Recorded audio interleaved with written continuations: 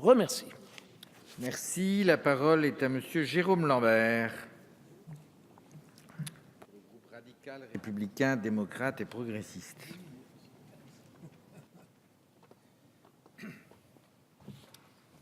Merci, Monsieur le Président, Monsieur le Ministre, Madame la rapporteure, Françoise Dumas, mes chers collègues.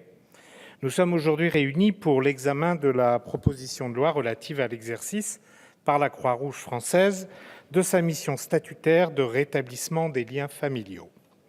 En effet, comme l'a rappelé la rapporteure sur ce texte, Françoise Dumas, à l'occasion du 150e anniversaire de la Croix-Rouge française, le 21 juin 2014, le Président de la République a réaffirmé le rôle d'auxiliaire des pouvoirs publics de cette association dans le cadre notamment de sa mission statutaire de rétablissement des liens familiaux. La Croix-Rouge française, association fondée le 25 mai 1864, a été reconnue d'utilité publique par la loi du 7 août 1940. Ainsi, la Croix-Rouge française est considérée comme une société de secours volontaire, autonome et auxiliaire des pouvoirs publics dans le domaine humanitaire. Mais cette reconnaissance d'utilité publique ne lui retire pas son autonomie à l'égard des pouvoirs publics, autonomie qui lui permet d'agir de manière indépendante. L'article 1er des statuts de la Croix-Rouge française précise qu'elle a pour but de prévenir et apaiser les souffrances humaines en toute impartialité et sans aucune discrimination. Elle exerce ses missions dans 5 domaines: l'urgence et le secourisme, l'action sociale, la santé, la formation et la solidarité internationale.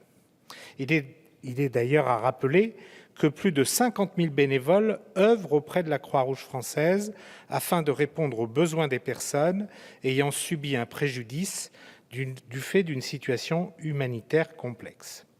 De plus, conformément aux conventions de Genève et au statut du mouvement international de la Croix-Rouge et du Croissant-Rouge, il est prévu que la Croix-Rouge française s'engage à apporter son aide dans toutes les calamités publiques et dans le domaine de la sécurité civile au titre d'auxiliaire des pouvoirs publics. Il est prévu qu'elle diffuse les principes fondamentaux du mouvement et du droit international humanitaire afin de développer les idéaux de paix, de tolérance et de compréhension.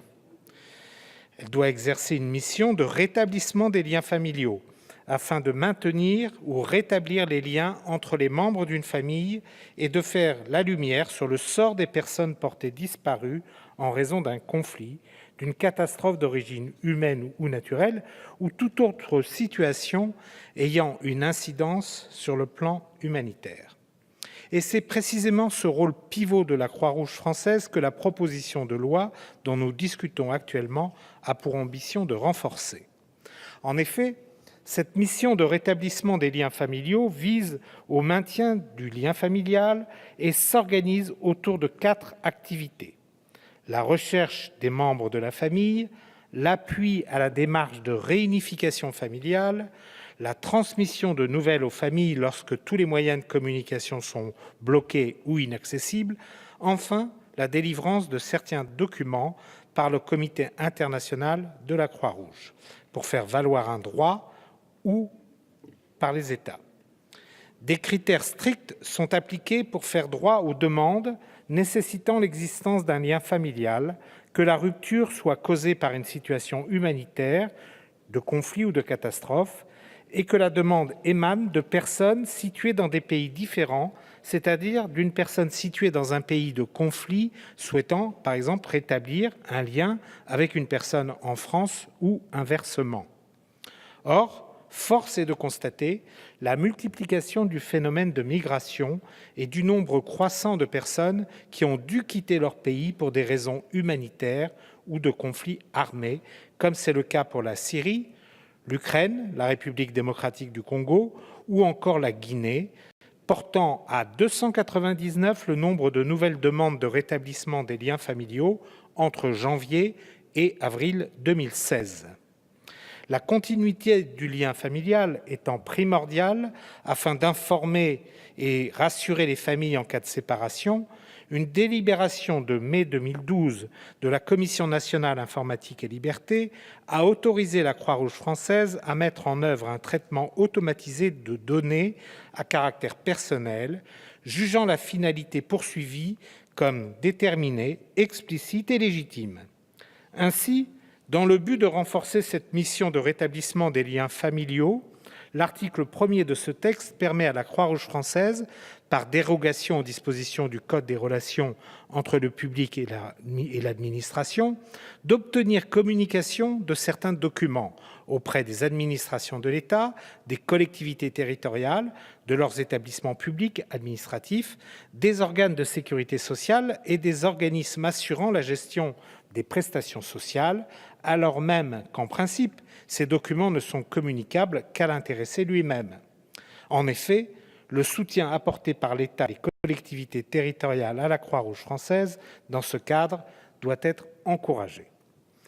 Le deuxième article autorise la Croix-Rouge à demander directement les copies intégrales et les extraits d'actes d'état civil de personnes aux officiers d'état civil. L'article 3 reconnaît à la Croix-Rouge française le pouvoir de saisir le représentant de l'État afin de vérifier l'inscription ou non d'une personne sur la liste électorale et, le cas échéant, prendre communication des données relatives à cette personne. Un article 3 bis, inséré par la commission des lois à l'initiative de sa rapporteure, reconnaît la compétence de la commission d'accès aux documents administratifs, la CADA, pour se prononcer sur une demande d'accès à un document administratif ou de réutilisation d'informations publiques faites par la Croix-Rouge française. La CADA se prononce ainsi sur une demande de contestation d'un refus implicite ou explicite de communication d'un document ou d'une donnée par l'administration. Enfin, le 4e article de ce texte apporte des précisions quant aux informations pouvant être transmises à des tiers sur la personne concernée. Ainsi, tant que la personne recherchée n'a pas été retrouvée, aucune information ne peut être transmise. Si la personne recherchée est vivante, ces informations personnelles ne peuvent être communiquées à des tiers qu'avec son consentement écrit. Enfin, si la personne recherchée est décédée, la Croix-Rouge française indique son décès et, le cas échéant, le lieu de sa sépulture au tiers. Ainsi, pour toutes ces raisons, vous l'aurez compris, le groupe radical républicain, démocrate et progressiste votera en faveur du texte que nous examinons aujourd'hui. Je vous remercie. Merci.